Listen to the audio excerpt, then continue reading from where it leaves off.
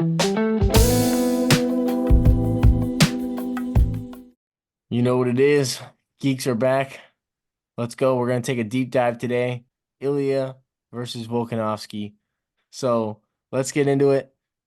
Goosey, what's your take, man? I mean, this guy had 15-0 in his bio what was it, a month before the fight happened and delivered. Oh yeah. I think it was sick what he did, to be honest with you. He called a shot, he went out, splashed it. All right. And I mean, Volk, it wasn't the worst showing for Volk. It is kind of like the definition of going out sad. And I think if they run it back, it will be the picture of going out sad because I don't think he needs that damage again. Ilia's probably only going to be getting better from here on out, and I think that power is going to be increasing. He's 27. This was a true passing of the torch moment. Volk's obviously featherweight goat right now. 35, as many people have come to know, is a tough age for MMA. It's really the start of the fall off for most champs. And 27 is the start of a guy in his prime. So I think the signs were there. The fact that he put all that energy out and then went out and called his shot pretty much to a T. I think he called first round. He knocked him out in the second clean. Um, so yeah, Ilia definitely a superstar after that. And I think if they go to Spain, like they're saying, he has potential to just get exponentially bigger from that. Yeah, I can't imagine all the stars and all the soccer players that would show up at a Barcelona filled stadium or whatever the heck they're talking about. But Fishman, what was your kind of take on that? I mean, I know that you kind of did you pick Ilya in that fight? No, I didn't. I had Volk by decision, and yeah, that was a rough watch for the Volk fans out there. Um, but I mean, like Goose said, there's a time for someone to come in this sport, especially it's when you're the top dog and there's just everyone is hunting you, it's hard to stay on top. But yeah, I mean, it's tough, man, to see a guy like that just be. I think the my take on that is just the UFC ruined the man. They ruined him. They knew he was a yes man. He would not say no to any fights. I mean, you have a backup fighter for the Charles and Islam fight, and then what do? You go ahead and catch Volk on 10-day notice, 11, whatever it is. He pulls up, and that was the downfall. And then he rushes back into this one, even worse. And it's just rough thing to see, but that's the sport that we cover. So Ilya is is on the verge of I mean, he's going up 500,000 followers throughout the week. It's crazy. Real Madrid posting him. And as far as the next matchup goes, I mean, I'd like to see um I'd like to see him run it with Holloway, dude. I think that's the fight that everyone's trying to see. I mean, Volk, we when you run into Volk 3 times and lose, and then he's not the top dude anymore. I think Volk takes his time off, and then Holloway and Ilya run it, and then see what happens after that. But that's my favorite matchup after this Gaethje fight. Line it up. It's not too far apart with rest wise, so I like it. Yeah, it's just tough because I mean, obviously it's a banger fight. It's the BMF. It's for the BMF belt, but Holloway and Gaethje might go in there and just take years off each other's Oh lives. yeah, for sure. Like the That's a scary thing. bludgeoning that they are gonna have to go through, unless Gaethje hits him with one of those head kicks like that came out of nowhere against Poirier. Like those guys are gonna go scrap for 25 minutes and just leave it all out there. Not thinking about a next fight down the line. Max, he's given up a little size. There's no guarantees that he wins that fight. Like honestly, with how things have shaken out, if we could just take Max, put him in the Ilya fight, I think that would be best for all parties. Get Gaethje a good matchup or have Gaethje draw into Islam. I think that's the best case scenario. But we're in for a treat with this BMF fight coming up. If it works out that he can fight Ilya and reasonable timing, I think great. If not, Ilia's at least got a few options. Obviously, Max at the top of that list. I think stylistically, you have the boxing, you have the cardio, and that Holloway chin. It makes things very interesting. But outside of that, in terms of fights for Ilia, I think you got to look Sugar Sean possibly, and then maybe to the winner of Yair versus Ortega this weekend. Outside of that, I don't think Evloev's a big draw at all, and I No. think that he has something to prove to even get a shot. So for Ilia, I think next is probably either going to be Yair Rodriguez or Sean O'Malley, to be honest. Yeah. No, I think that honestly, I think looking back at the entire situation, hindsight's obviously 2020, but I think Max Holloway's probably pretty pissed looking at Yeah. these results and having already have this fight booked and all this kinds of stuff because he does strike me as a guy where it's like glory over money, and that BMF it was kind of felt like it felt like the UFC told him that even if Volk defends, we're still gonna try to find you something else. So he was like, all right, well, let's stay busy, like let's get me on this big card, like keep me going. And he definitely did not see Ilya winning, because if he did, all he would have had to do was kind of sit out and he would have been, front and center. Now he's in a position where if you beat Justin Gaethje, yeah, we're talking BMF, but Justin Gaethje's the number one contender at 55 right now.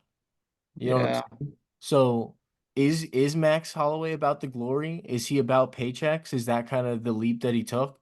Because if he is, I mean, yeah, maybe Ilya is, I don't know. I mean, he's gonna have options. If he wins this fight, like you're talking about, he can go down to 45 to fight for a title. He can go up. I mean, stay where he's at 55 and fight for, like, dude, Max, this could be actually a baller move. Maybe he's not pissed at himself, but he definitely is taking a risk by doing this for sure. So, rolling those dice. And that matchup, I mean, we'll have a separate video. We'll break down that matchup, but dude, that is just a gnarly one, like you were saying. Hmm. I think that this UFC 299 will be very telling for what Ilya does next. Just because if Sugar Sean goes out and he beats Cheeto up pretty good and gets a finish, I think you definitely run O'Malley Ilya next. I think if Sugar Sean comes out and you still have some questions, you're probably going Yair Rodriguez next if he beats Ortega. If Cheeto wins, I don't think you move Cheeto up. I really don't think he's in a position to be able to bounce up to 145. But UFC will give a lot of shine on what Ilya's next move I think is going to be. And to be honest though, Ilya's hasn't been a guy that's been super active. I don't think that would change as a champ. So there's going to be a lot of pieces that fall between now and when Ilya's next fight gets announced. I would have to guess.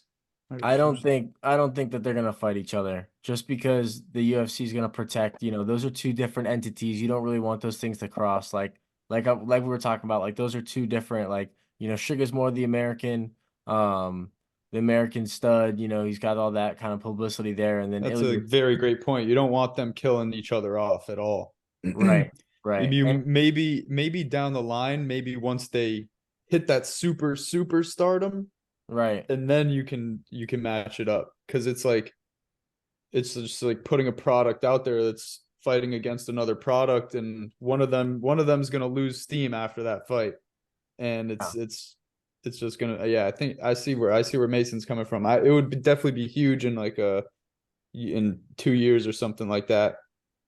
Yeah, but Dude, the other my thing too my is only that problem with that thought though, as a fan, is like, how often do we put fights off and then shit happens? Like Right. MMA is literally the sport of shit Francis and happen. Jones and all these fights that they had in their hands and just slips through their fingers right. But because shit happens. is Sugar gonna go to Spain? Maybe. Because Dude, that's that'd where be that's where his crazy. first defense is gonna be. That's where he wants his first No, defense it's to gonna be. be, bro. It's gonna be. The UFC, I mean, at the end of the day, bro, it's tough to just take something to Spain. No, they're Like, going to Spain. It's already. I'm telling you, they've already said it a bunch of times. They're going to Spain, and I'm hoping it's gonna be Max Holloway because that would be literally insane. And I think the UFC wants it to be Max Holloway, but we'll see what they cook up, man. We'll see. But Dude, another I think so. crazy thing, not Ilya related, but fight related.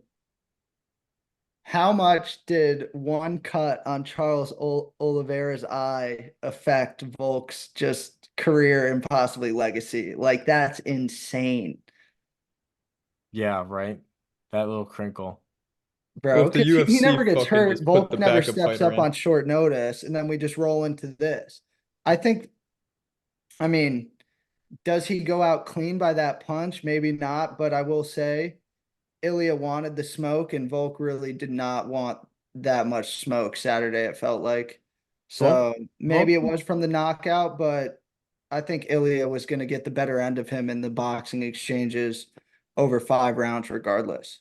dude, Volk needs to just relax, bro. He needs a year off, 12 months, because that's what, two clean KO knockouts in 4 months. I Two mean, clean knockouts. he's got a huge name. He's got a huge legacy. Just don't retire. Just take your time off. Tell the fans, start something. You were doing cooking with Volk, start something up. Don't start with that whole depression stuff again, and start getting weird. Um, and then just come back and pick your moment. You know what I'm saying? Like you're gonna in a year from now, like everyone's gonna be like, oh, the return of Volk. Like you're gonna have leverage. They're gonna give you options. You're gonna be able to pick a good fight. Like if he gets all, antsy, he's just gonna get thrown to one of these top contenders, and it's gonna be a tough night out. He's not gonna have many options. The board's not very forgiving right now. You know, what are Sure. the best options out there? I mean, Emmett.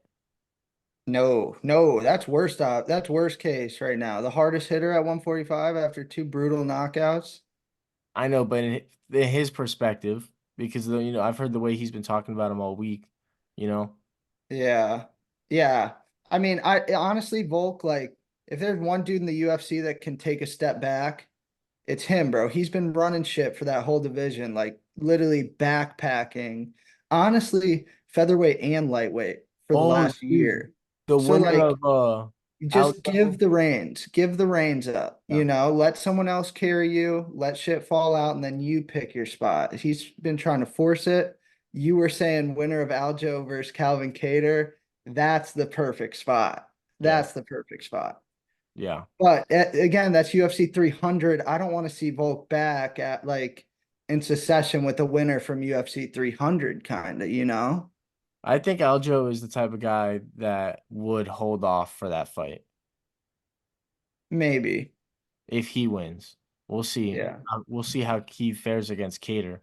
I know Fishman has a good take on that Cater fight, but okay. So we talked a little bit about Ilya. Who's gonna beat Ilya? Because I'm telling you right now, I have Ilya versus Max.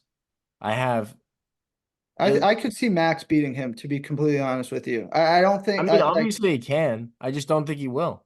I would say 60% Ilya, 40% Max there, but there's room for error. I'm taking into account that if we get to that point, Max is going to have fought Justin Gaethje and taken that damage with him. I don't love that as being your match into fighting Ilia Topuria. But if it happens, I mean, I think Max right now probably has the best chance. I think Yair has a slight chance just of a crazy knockout, given that Ilya is probably going to want to stand and bang. Um, Evloev. Evloev, yeah, but he's not like dangerous.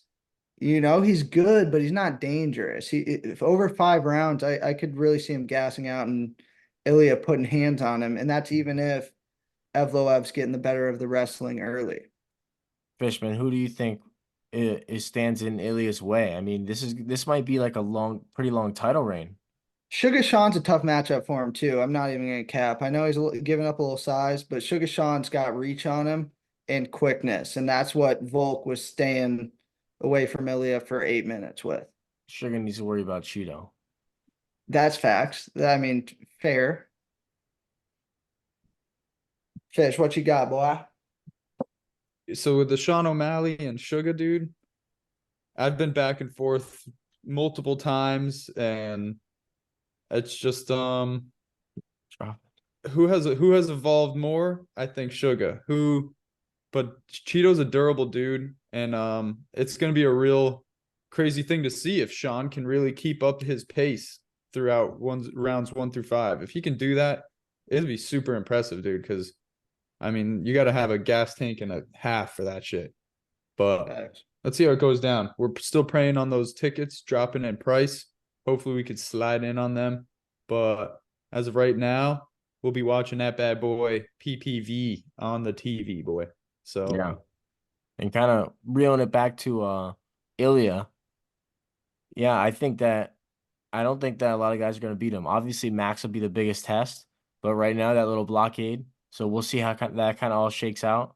But I don't know, man. He rips to the body. Obviously, he's going to be harder to pin Max against the fence with that movement. But dude, if he takes out Holloway, dude, he is going to be a like mega star. Yeah. And that would be even crazier. I mean, we're Holloway talking about a dude that's never Topuria, got dropped. right. Holloway Topuria would be a matchup of who's going forward in that fight. Because I think both of them Yeah. do their best work on the front foot versus the back foot. That's what sucks about the whole Ilia thing is that he knocks out Volk and everyone's gonna like start giving him like discrediting just because of what Islam did to him. But if he goes out and does this to Max Holloway, I mean the entire world is gonna be like, holy shit. Like that is just unheard of. From Given Max is fine after this Gaethje fight. Yeah. well, it's just Because dude, imagine interesting. Gaethje sparks him. That'd be crazy too. Oh, I that would mean, be insane. Oh my gosh. I mean, Be give him the gold sad. title shot already. dude, it's just wild how now Max has to hunt him down. They were both hunting Volk kinda, and Max had his turn, and he says just and Volk is even saying just please don't give him to Max before me. And now Yeah. it's just like holy crap, like Yeah, Volk tables bungeed have him turned. up. They were gonna make Ilia fight Max, I feel like, until Volk got out of that cage and said, Max, step aside. Yeah. No, I mean that was sick. And I feel like that was Ilya or maybe Volk jumping the gun, thinking like they really underestimated Ilya. They're like, oh, he really thought that was going to be like a nice little paycheck. Yeah. Yeah, I think he did. He thought he was gonna school him. He said it all week. He said like we were in for a surprise, and I think his mindset was he was just better and he was gonna go in and school him, and that is not how it went. Yeah, Yeah, I don't know. that He didn't really was seem like he was in there to finish it. I mean, it really seemed like he was intimidated by Ilya's presence. Like, yeah, Yeah. I think looking back at it, he was not in the right mindset to go in there and beat a guy like Ilya that night. And I think it's pretty clear. I mean, obviously, like I keep saying like hindsight's 2020, but I mean, the way that he was just talking pre-fight about how like meticulous he was planning on being versus Ilya, who's just like, you can't like just dance around this guy. Like he's gonna find you. Like he's gonna cut off the octagon. He's gonna hit and he's gonna throw 5 punch combinations. So it's like there's not too many like I hope you've got like a good strat to like, you know, I don't even know, man. I mean, you gotta fight this guy. Like you You gotta gotta fight go toe to Ilya. toe. Yeah, You you gotta gotta go fight toe to him. toe. So just not a good matchup, not good timing for the kid. Um what After the if fight, Jai Herbert slept him? oh no, Dude. the leg kick that almost changed eternity. Okay, well that was a crazy fight. I mean, obviously we think the world of Ilya, and he is just gonna do unstoppable things. I guess Holloway's gonna be the test. After the fight, we get an announcement: UFC 300 main event, Pereira versus Jamahal Hill. That is that's the barn burner. That's the one that's supposed to take all of our socks off. The fight that we kind of knew was gonna happen. Weren't sure because of Jamal Hill injury, but we got it. I'm still stoked about it. We all know it's gonna be strikers delight. This is a dope ass fight. Um, I'm gonna pass this one off because I don't want to rip the first take, but I mean, I'm definitely gonna hint towards the fact that you know Jiri Prochazka just got chopped down like a tree, and we thought he was a psychopath that was gonna be able to adapt, and Jamal Hill's coming off ACL surgery, so He's getting the boys fresh off the surgery, eh? fresh. Yeah. Well, I'll take the baton here, and I will say, I think everyone sees Jamal Hill coming off injury. It's a tough matchup for Pereira stylistically, and because instead of facing a orthodox fighter, Jamahal Hill will be southpaw. And those leg kicks that Periera chops everyone down with is going to be right into Jamahal Hill's shin bone. All right. And he's going to be checking them.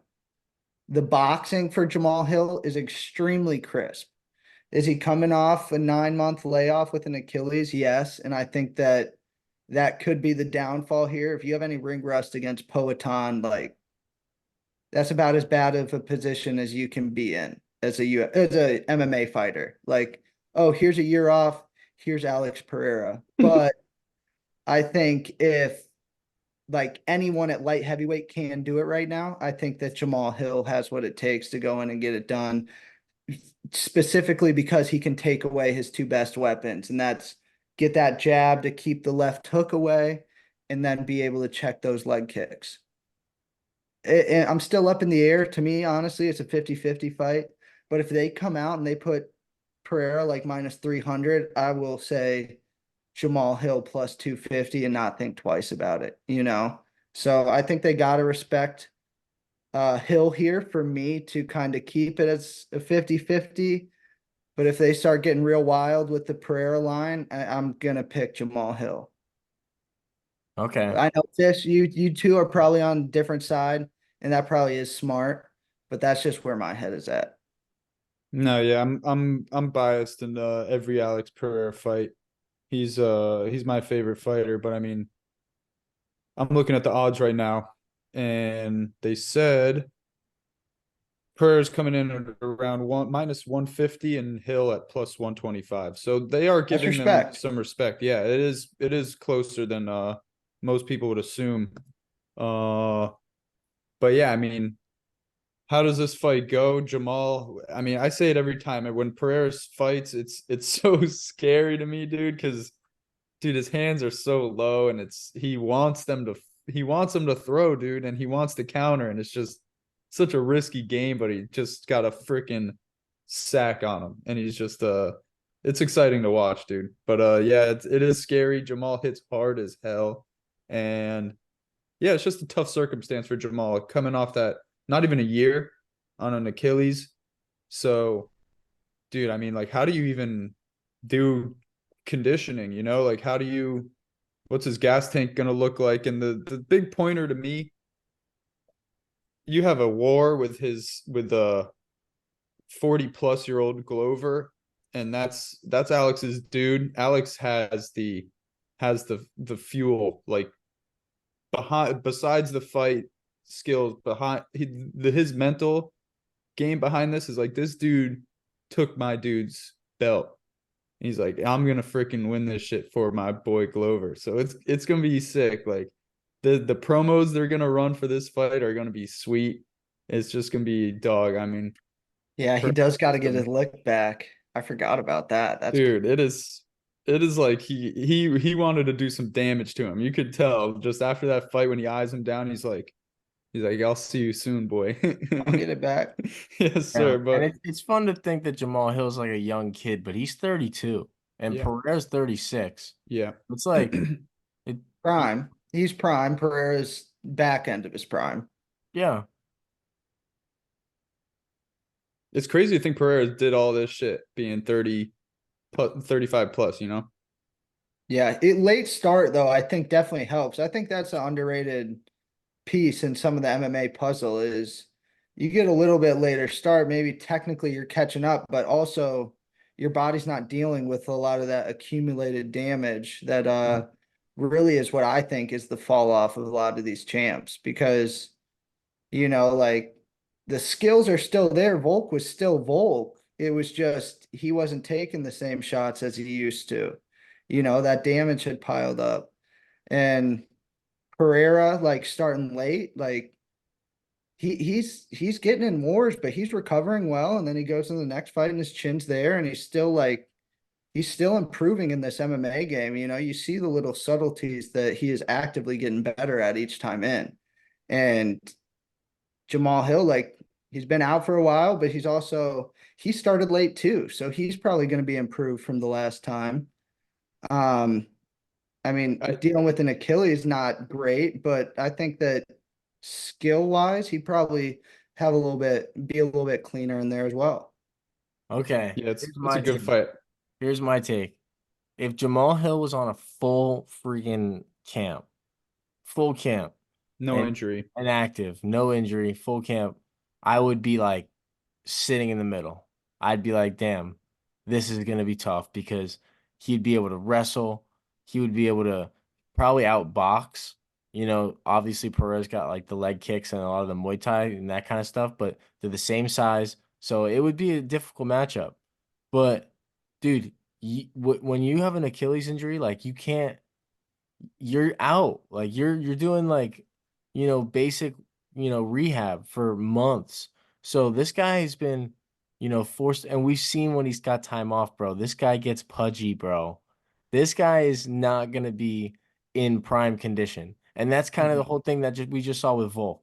It's like we know that he's like, and I guess that's different, that's brain stuff. But like I'm just like the same like principle where it's like we just know he's not gonna be at 100%. And it's like Pereira's gonna be at 100%. He's up a weight class now, so we don't gotta worry about the shitty weight cut. Like I think Pereira is like just the no-brainer play. Just because, especially if you're getting like a close line, I think it's gonna blow up but as the time gets closer for sure. So I would advise get if you agree to go now because I think that like you were saying, I think they're gonna start the respect's gonna start to fade on Jamal Hill, and you're gonna start to slide in at the end. Yeah. But I mean, we'll see though, because now you're saying all this stuff like Jamal Hill's recently had a little bit of out of the octagon issues, some legal, some family, so like a lot of rumors circulating. He hasn't had the cleanest break from MMA. And now it seems like they are kind of rushing him. I think here though, we're sitting a little less than 8 weeks out. He went on an interview and said he got a call that Friday before UFC 298. So you're looking about a 7 week camp for him. I think that that's fairly reasonable. The Achilles definitely throws a wrench in it. Oh. I would be very interested to see when he was cleared to like start training fully. Yeah, but That would be the key piece of information for my thoughts on this fight is when Jamal Hill was able to like fully start training. yeah, I'm trying to think of who else they did this to. Um, they asked him to Aljo and Suga, where they just told Aljo they were like, "This is the date you're fighting." And Yeah. he was like, "Oh, whatever. Like it might be enough time, Oh, yeah, it'll be." It's like they're not at their best, and it's just like bad shit happens. I feel like in your head, bad shit happens when you know you're not at your best. You know what I'm saying? It's like a Hmm. domino effect. Like not only are you physically not there, but your mind, you're physically not there. So now you don't have. Your brain's telling you you're not ready, and you're Yeah, not going to be ready. I think we just saw that with Volk. Like that was as clear as Yeah. day. Like I think he would look pretty intimidated by.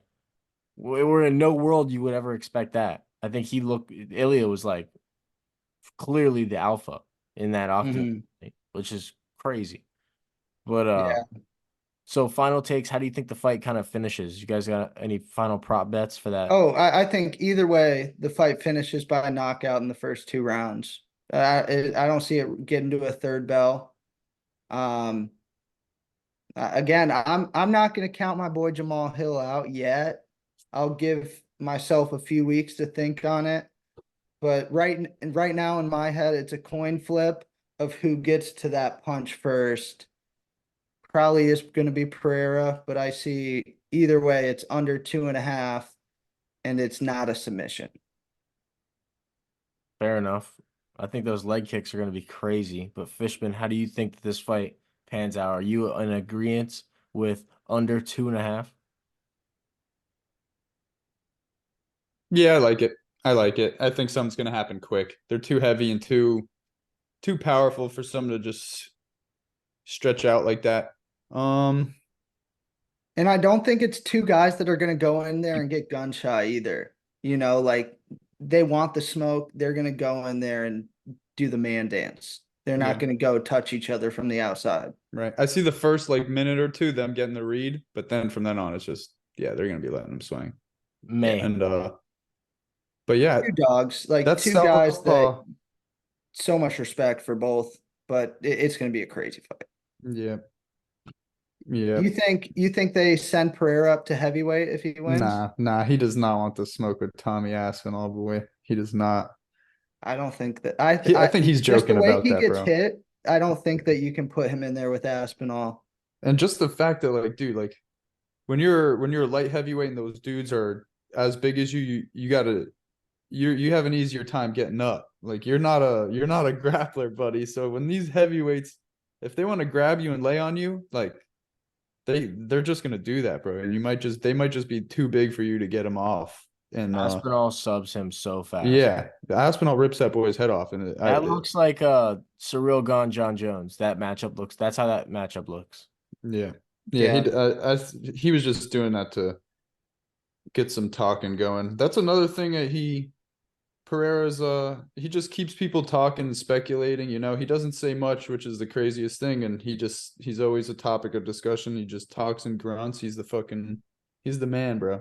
Yeah, Chama. bro. He doesn't say that much, but everything he says is fucking cool. Chama. Like he's just one of those guys. Chama. Classic just I don't know. Boha.